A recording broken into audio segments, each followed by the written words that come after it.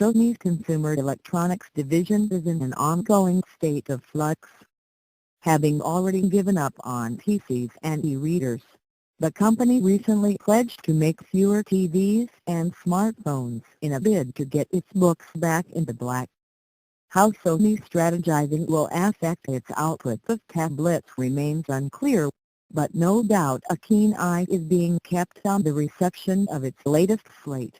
The Xperia Z3 Tablet Compact. Don't let that mouthful of a moniker fool you. Sony only classes the 8-inch tablet as compact. To differentiate it from its two previous 10.1-inch devices, the company is renowned for the quality of its premium products, and like the two smartphones that make up the rest of the Z3 family, its newest tablet is a testament to that legacy.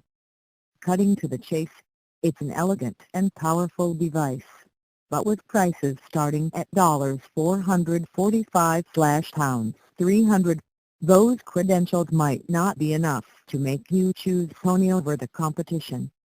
Sony's Z3 Tablet Compact is a well-made, thin and light device with a stunning display, brisk performance and robust battery life.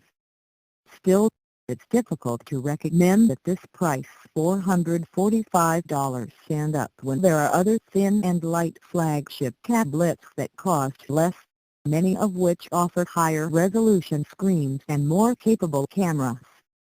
Sony's experimented with quirky devices in the past, but these days it tends to take a distinctly no-nonsense approach to design. Similar to the other members of the Z3 range, the Tablet Compact has a deliberate, square profile, softened only by slight rounding of its corners and sides. Some might call it uninspiring or flat-out boring, but I regard it as stylishly simple.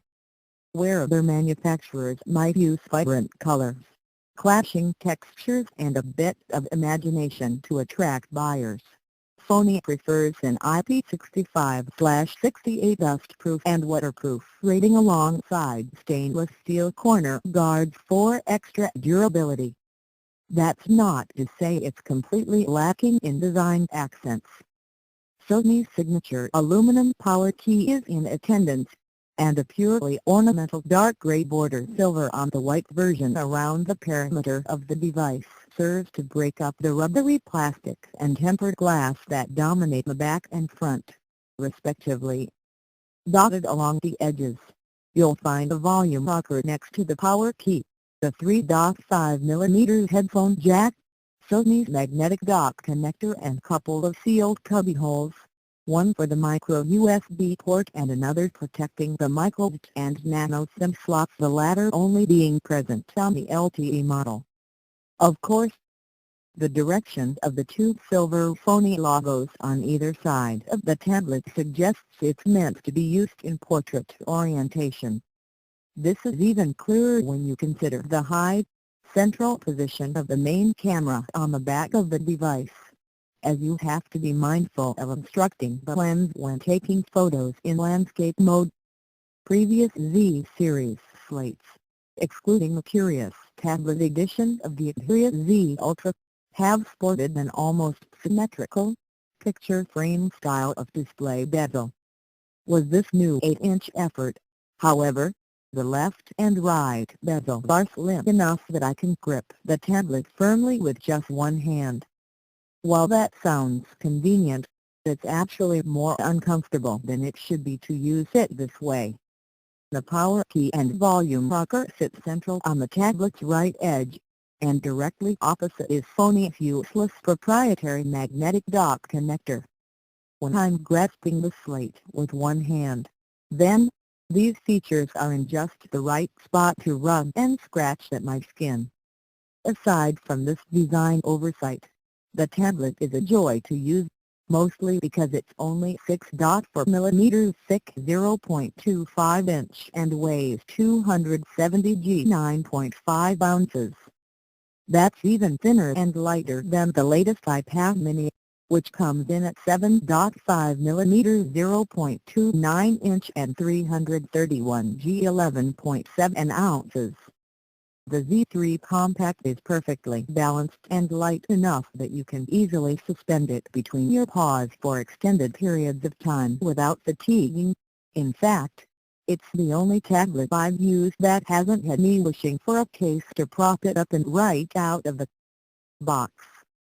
An unavoidable side effect of being so thin and light is that the tablet also feels a tad delicate.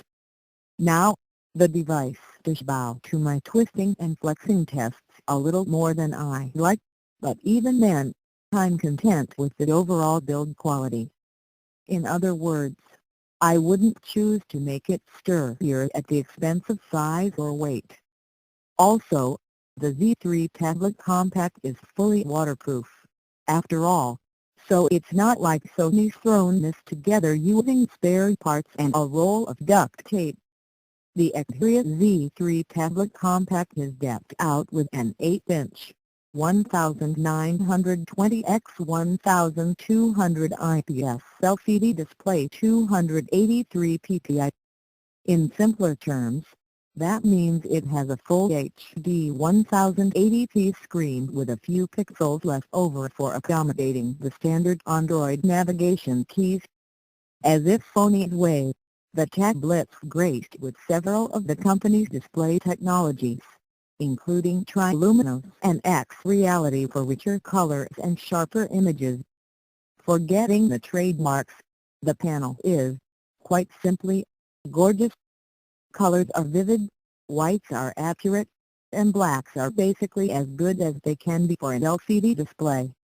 Viewing angles are excellent, and the panel can also claim fantastic sunlight readability. On a nice day, you'll still get a modicum of glare coming off the glass, but the screen burns bright enough to be easily visible even in strong, direct sunlight. I didn't expect much from the tablet's stereo speakers. The only clues as to their whereabouts are two slivers of missing plastic above and below the display glass, and I can't say these narrow grills look particularly functional. I guess it was inevitable that I would be pleasantly surprised, however, given my low expectations. Sound is well defined, even if it is restricted to the middle and top end, and the speakers kick out more than enough volume to annoy everyone in your train carriage.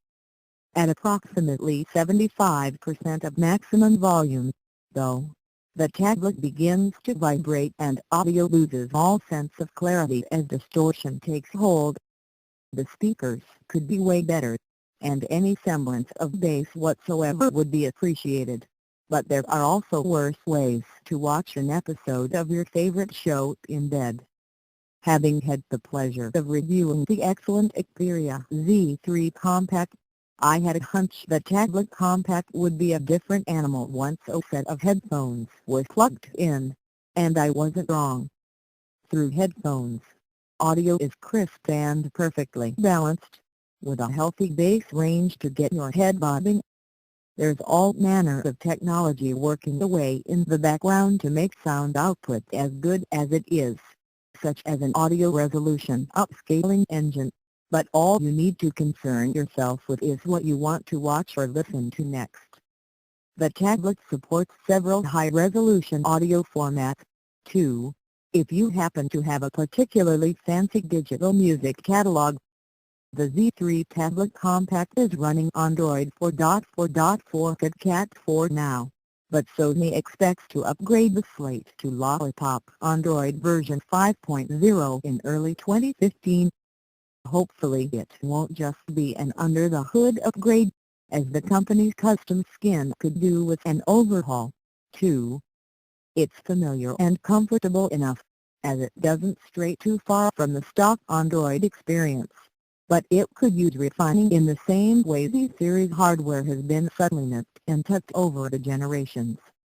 At this point, it's almost too colorful and cartoony, given the business-like appearance of Sony's devices themselves. The firm has something of an ongoing love affair with bloatware that could do with being scaled back. For example, out of the box, you need to spend a moment clearing the Z3 Tablet Compact's home screen panels of unwanted widgets and shortcuts, before setting it up how you actually want it. The overly cluttered app drawer. Well, that's something you just kinda have to put up with, which isn't a huge deal if you make good use of the home screen carousel. Still, having several different gallery apps and various music and movie players could easily be avoided. You can forgive Sony for preloading its own tablet with homegrown services, of which there are many, like Video Unlimited, the Lifelong Activity Tracker and the PlayStation App. I'm less magnanimous, however, when it comes to more obvious bloatware like the Office Suite, Average Antivirus, Kobo, QR code reader and Garmin navigation apps. Thankfully, these are all uninstallable, so they can be easily purged if they're of no use. Beyond the general verdict that Sony's Android skin is at least intuitive to use, there are a couple of nifty features that also deserve a mention. The baked-in screen recording function that's accessed via the shutdown menu, which pops up after holding down the power key for a second, is neat, even if you don't see yourself using it. Also, the Z3 Tablet Compact supports PS for remote play, meaning you can use it as a wireless screen for your home console as long as both devices are connected to the same Wi-Fi network. Both smartphones in the Z3 series are also capable of this, but it makes way more sense on the tablet due to its significantly larger display. Sony's Xperia Z2 tablet plays host to a pretty underwhelming pair of cameras, and unfortunately for those hoping for better this time around, the Z3 Tablet Compact is cut out identically. I doubt you'll care much that Sony hasn't bothered upgrading the 2.2 megapixel front-facing shooter. I've made many a Skype call on the device with no complaints regarding picture quality from the other end, and I guess if you absolutely have to take that opportunistic selfie, you'll just be glad to have a shooter on hand. I understand that cameras just aren't a priority for tablet makers. The smartphone photographer is a much more demanding breed of user, whereas the tablet camera is more of a functional asset. It's there for when you need it. Still, the quality of the 8.1 megapixel camera with its XLR's backside illuminated sensor on the Z3 Tablet Compact is almost inexcusable, especially if Sony expects you to spend the better part of $500 for the privilege.